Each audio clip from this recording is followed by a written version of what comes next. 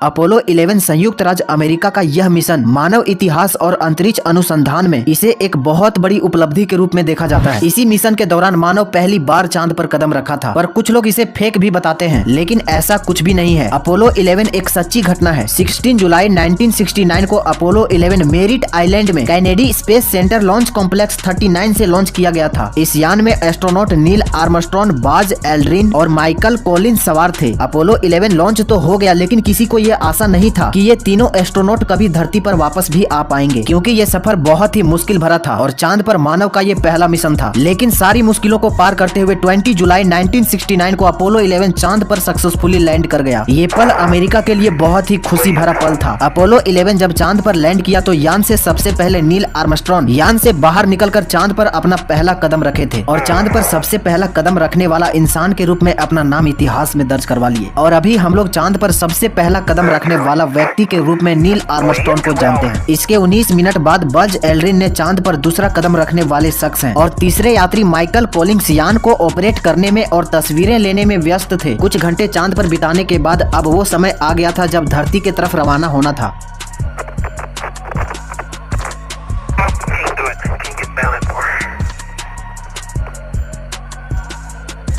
और फाइनली 21 जुलाई 1969 को तीनों एस्ट्रोनॉट यान में सवार हो गए। अब सबसे कठिन काम था इस यान को लिफ्ट करना, क्योंकि अगर यान लिफ्ट नहीं होता तो तीनों एस्ट्रोनॉट धरती पर कभी नहीं आ पाते। लेकिन जब मिशन को चांद पर से लिफ्ट किया गया तो फाइनली स्मूथली लिफ्ट हो गया और सबकी जान में जान आई और फाइनली तीनों एस्ट्रोनॉट चांद से धरती के तरफ रवाना हुए। और जैसे ही अपोलो 11 धरती के एटमॉस्फेयर में दाखिल हुआ, तीनों एस्ट्रोनॉट के स्वागत के लिए पूरी तैयारी कर लिया गया था। पैराशूट खुलने के बाद कुछ मिनटों का समय लगा था लैंड करने में।